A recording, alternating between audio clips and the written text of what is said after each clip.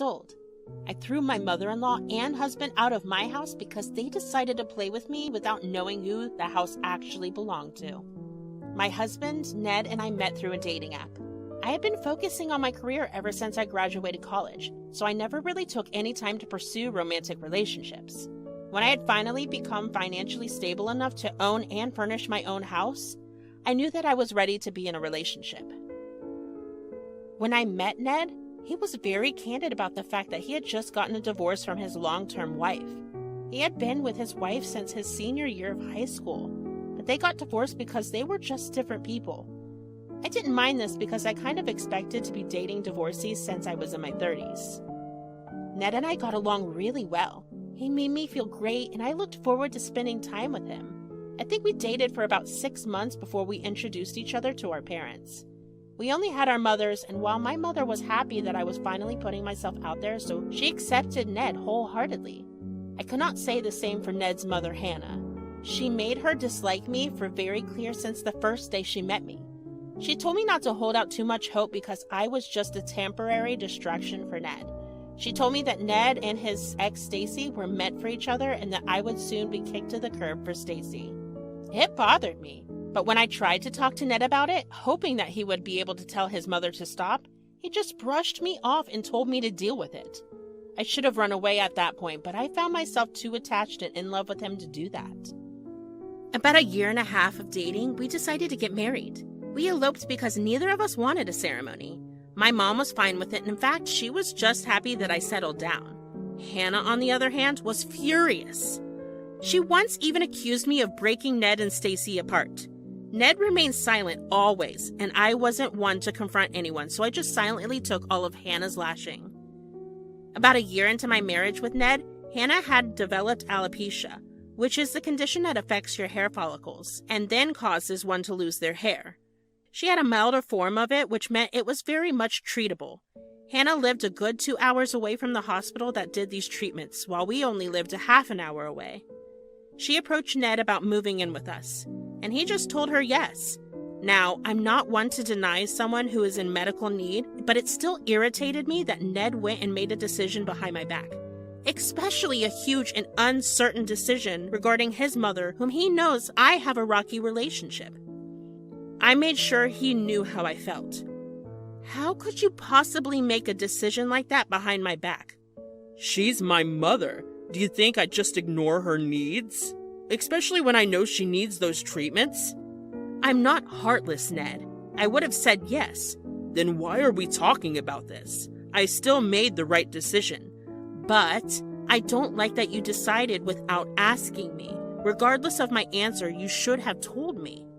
I don't see what the problem is here. You would have said yes anyways. Besides, it's my mother. I think I have even more of a right to decide what's to be done when it comes to her. Exactly. It's your mother. Are you forgetting that she has a problem with me? She never liked me, and she keeps comparing me to your ex. It's just a short time she'll be here. Get over it. You don't even side with me whenever she says or does something mean to me. The very least you could do right now is apologize for not asking me how I felt about your mother moving in. Stop being a baby, for heaven's sake. Cass, I'm tired of you constantly talking about my mom that way. You know who never did that? Stacy. Oh, wow. Okay. No, I didn't mean that. Save it. I was seeing red. It was one thing for Hannah to keep doing that, but for Ned to also compare me to his ex? No. I couldn't deal with that. I went into our room and I threw a bunch of his stuff for the night out and locked myself in. I didn't want to see his face or hear anything he had to say. I spent the night just crying. I mean, it hurts when your spouse compares you to the person right before you. I knew that I should have given our relationship some time before letting it advance to marriage, but I really did love Ned. I hoped he loved me too, and when he told me he did, we got married. I somehow fell asleep that night. When I woke up, it was time for me to go to work. I got ready and walked out. On my way out, I saw Ned sleeping on the couch and my heart hurt a little. I decided then that if Ned came up to me and apologized, I'd hear him out. I had a really weak spot for him. After I got back home, Ned was still there. He had skipped work and he looked kind of miserable. A part of me hoped that it was because he felt really bad about what he had said to me. When I walked through the living room, Ned immediately walked up to me and began apologizing a lot. I had to ask him to calm down. He gathered his thoughts and began to tell me about how much he loved me, and he didn't mean anything that he said yesterday. He explained that he was just frustrated about his mother's condition and felt like I didn't care because I was focusing on a trivial matter. I did want to tell him that it wasn't trivial matter when his mother absolutely hated my guts, but I knew that it would lead to another argument, so I just let it go. And I told him everything was okay. I understood where he was coming from because if one of my parents had developed a medical condition, I too would have been going a little crazy from worry and stress. But then again, I would never treat my partner the way Ned treated me. I battled with my thoughts for a while. I felt upset and mad, but at the same time, I felt like I lost my chance to speak with Ned even more about my feelings. But again, at the same time, it felt like Ned was just never listening to anything that I said. If it felt even a little bit like an attack on him, I knew that he would not hesitate to say something hurtful. A week after our fight, Hannah moved in. She greeted Ned with a lot of enthusiasm. She kept talking to him and asking him how he was. She quite literally walked past me and ignored me. It was humiliating because I was sure that Ned saw what his mother was doing, but he just remained silent about it. During the conversation, at some point, Ned got up to keep Hannah's things in her room and fix her a drink. I was left alone with her. She finally turned to me, but she had this evil smile on her face. I don't mean to be rude, but why are you looking at me that way? Oh, only because I have a plan in mind. What plan? If I tell you, it won't be a surprise, will it? Well, all right, I guess. I just want you to know that you will regret letting me stay with you. Excuse me? Oh yeah, I will make sure you move out of our lives. You know, I believe that my son deserves way better than you. Look, I don't care what you intend to do, but if you do anything that's out of line, I will throw you out. Ha! You can't do that. This house belongs to my son, so unless he wants me out, you can't do anything to me. I really do wish you the best of luck. I will raise hell for you. Before I could counter her and tell her that the house actually belonged to me, Ned walked in. Hannah's entire behavior shifted as soon as he did. She stopped looking like she was about to cause a huge chaos and shifted into looking like a sweet old woman. My heart was racing with thoughts about what she could do. Would she put Nair in my shampoo? Would she purposely mess with my work? Would she try to blame me for something? The worst part about all my thoughts was the fact that I knew when it came down to it, Ned wouldn't have my back. He would support his mother. I let Hannah and Ned talk for a while before deciding to go back to my room to try to fall asleep. My thoughts kept me up for a while, but I somehow managed to fall asleep. When I fell asleep, which was a couple of hours after I decided to head to bed, by the way, Ned still wasn't back. The next morning, I did a quick sweep around the house, and once I saw that everything looked normal, I left for work. When I came back, however, I saw a bunch of bags in front of the door. I parked my car in the driveway and got closer to the bags to see what was going on. When I got into the bags, I realized that it was a lot of my things packed in. I just stared at the bags in disbelief. Was this Hannah's big plan to throw me out of my own house? Did Ned know about it? Is this what they were talking about for hours last night? I looked around and saw Ned's car in the garage. That meant he was home, which also meant that there was a strong possibility that if he knew about what Hannah was doing, I was furious. I began consistently ringing the doorbell and even banged on the door to get their attention. I needed to know what the hell they thought they were doing. About 2 minutes into trying either Hannah or Ned to open the door, I heard shuffling from the other side. One of them was making their way over. It was Hannah, and she looked annoyed. What is your problem? Can you just let me get some sleep? These treatments are tiring. What the hell are my things doing out here? My God, are you stupid? I told you I'd kick you out of our lives. Are you being serious right now? I expected that you'd at least pack your things, but you're lazy. Where's Ned? Get him here. Does he know you're doing this? Well, yeah, it's his house, so he needed to give me the yes. He agreed to it last night. Get him here. Hannah rolled her eyes at me and yelled for Ned to come downstairs.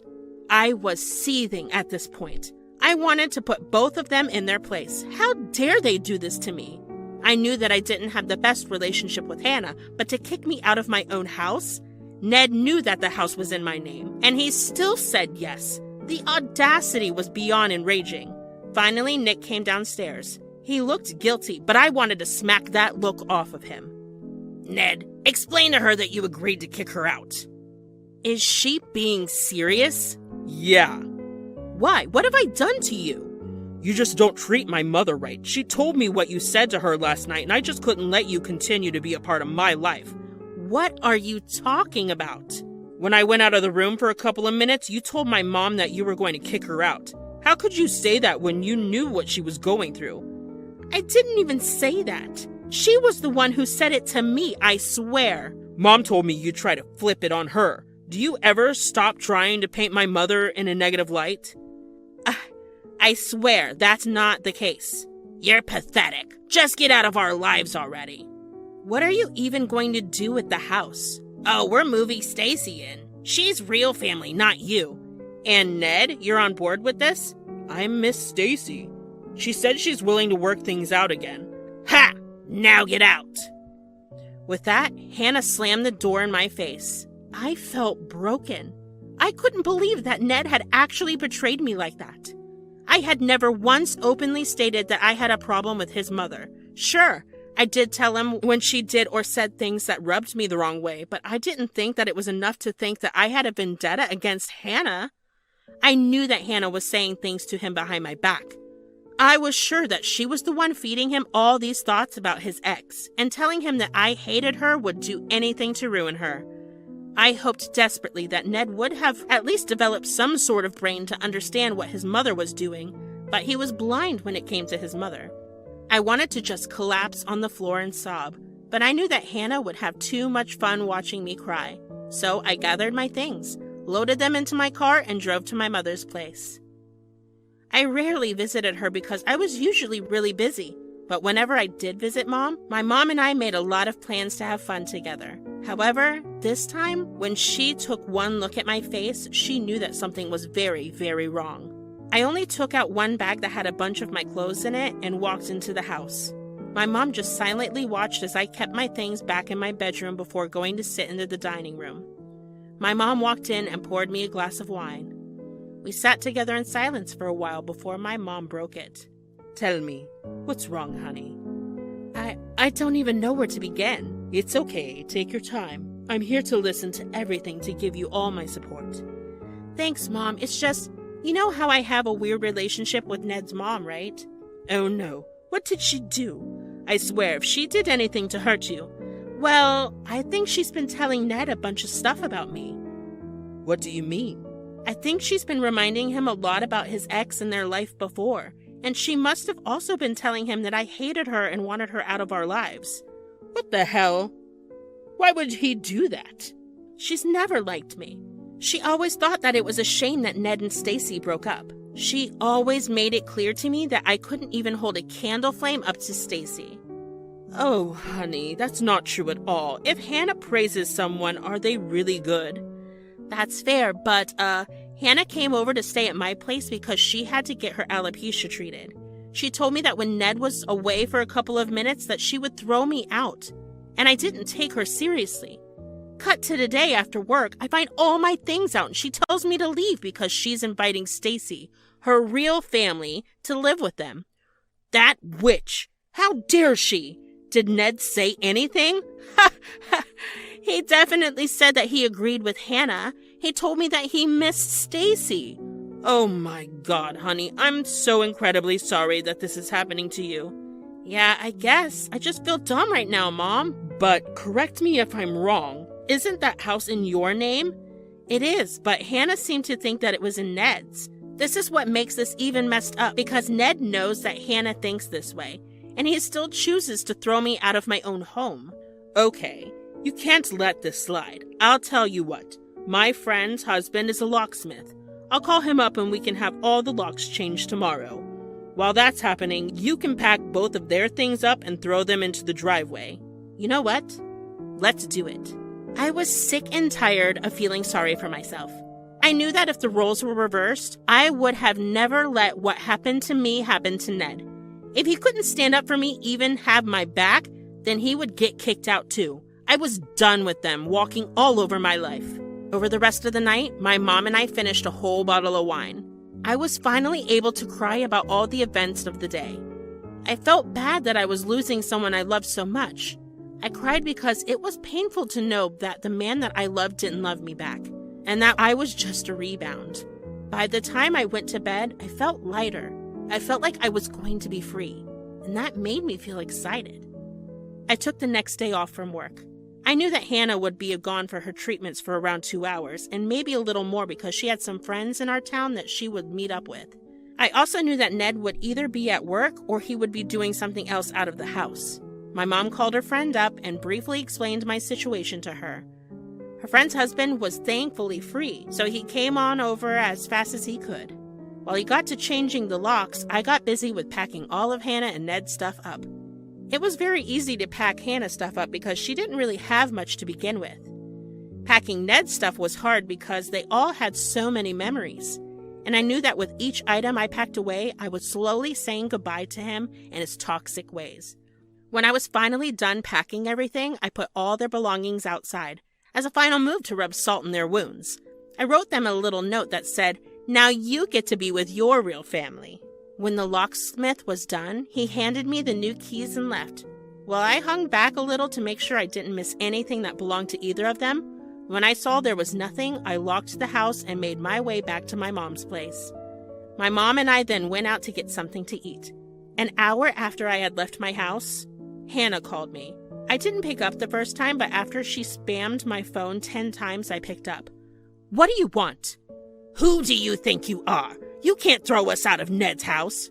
"You know what? I'm so sick and tired of your antics, Hannah. Not everything revolves around you and your son. Get your head out of your butt." "What does that even mean? I don't care. You just give us the keys or I will have the police involved." "Go ahead. And when the police get there, ask Ned if he has the papers of the house stating that it belongs to me." What are you talking about? Stop lying." "Why would I lie? I had the house a whole 4 years before I married Ned. He owns nothing. Get off my property before I get back or I will get the police involved." It felt liberating to put Hannah in her place. My mom and I had a good laugh at the shock in Hannah's voice when I told her the house belonged to me. I bet she wouldn't let Ned go just like that for hiding something so big from her. I guess that should have been another red flag to me. What true man is too ashamed to tell someone that his wife owned the house and not him? Anyway, in a week that followed, I filed for divorce and had the papers delivered to Ned. Ned tried to contest the divorce, but I had made sure we signed an ironclad prenup, so he got nothing out of it. A few months later, I found out that Ned had lost his job because he barely went to work. That meant he couldn't keep up with the mortgage payments on Hannah's place, so they might just truly be homeless. After that, I stopped checking up on them because I was satisfied with everything that happened. I've learned to never let anyone walk all over me and to stand up for myself, but most of all, I've learned to never underestimate my worth. I won't let anyone ever make me feel any lesser than my true worth.